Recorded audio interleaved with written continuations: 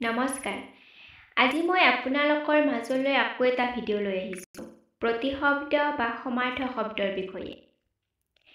কেতিয়াবা আমি উপন্যাস লিখিবলৈ হওক বা গল্প লিখিবলৈ হওক বা কবিতা লিখিবলৈ হওক, আমি তাৰ ভাষাবোৰ শুৱলা কৰিবলৈ বা কবিতা এটাত ৰস আনিবলৈ আমি সাধাৰণতে ব্যৱহাৰ কৰা শব্দৰ উপৰি একে অৰ্থ বা ভাৱ বুজোৱা বেলেগ এটা শব্দ ব্যৱহাৰ কৰোঁ বা কৰিব পাৰোঁ। এই ব্যৱহাৰ কৰা শব্দটো সেই শব্দটোৰ প্ৰতিশব্দ বুলি ক'ব পাৰি। প্ৰতিশব্দ বা সমাৰ্থক শব্দ কাক বোলে বুলি ক'লে আপোনালোকে লিখিব পাৰে। কোনো ভাষাত এটা শব্দৰ বিপৰীতে একে ভাৱ বা অৰ্থ বুজোৱা যিবোৰ শব্দ থাকে, সেই শব্দবোৰকে সেই বিশেষ শব্দটোৰ প্ৰতিশব্দ বা সমাৰ্থক শব্দ বোলে। অসমীয়া ভাষাত বহুতো শব্দৰ প্ৰতিশব্দ বা সমাৰ্থক শব্দ আমি দেখিবলৈ পাইছোঁ। এনে কিছুমান শব্দ আৰু প্ৰতিশব্দ এই ভিডিঅ'টোত দি দিয়া হ'ল। ইয়াত যদি আপোনালোকৰ কিবা সুধিব লগা থাকে কমেণ্ট দি সুধিব পাৰে। এতিয়া শব্দ আৰু প্ৰতিশব্দবোৰ চাই লওক। ধন্যবাদ।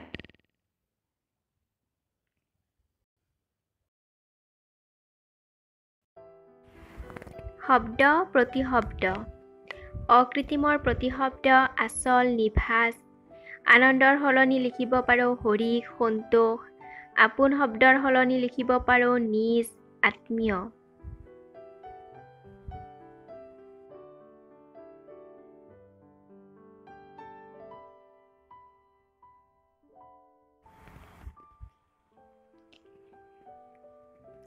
দুখ শব্দৰ প্ৰতিশব্দ বেদনা, শোক। ধুনীয়া শব্দৰ প্ৰতিশব্দ সুন্দৰ, মনোমোহা, শুৱনি। নিৰাশ শব্দৰ প্ৰতিশব্দ আশাহীন, হতাশ। পদ্ধতিৰ প্ৰতিশব্দ প্ৰথা, নিয়ম, প্ৰণালী।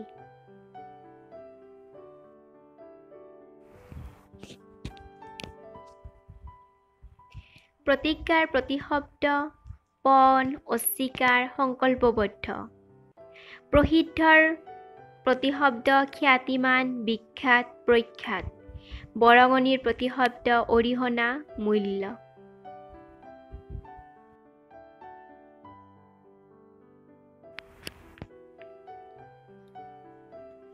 বৃহৎ শব্দৰ প্ৰতিশব্দ ডাঙৰ, প্ৰকাণ্ড।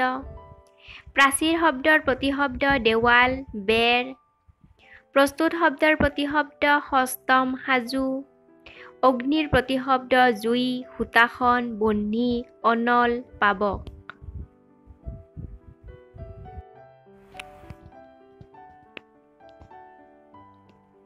ঘৰ শব্দৰ প্ৰতিশব্দ ভৱন, গৃহ, আৱাস, আলয়।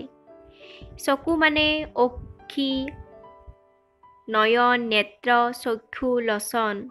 পদ্ম মানে কমল, পদুম, শতদল। কৰুণা মানে কৃপা, দয়া।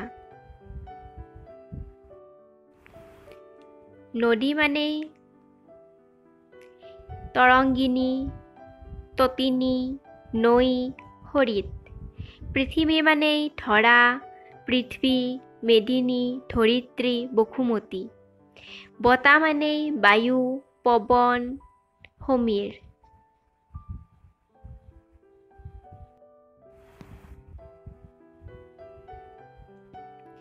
কল্যাণ মানে কুশল, মংগল। খ্যাতি মানে কীৰ্তি, যশস্যা। গজগজীয়া মানে দৃঢ়, স্থায়ী। চিত্ৰ মানে ছবি। চেষ্টা মানে যত্ন।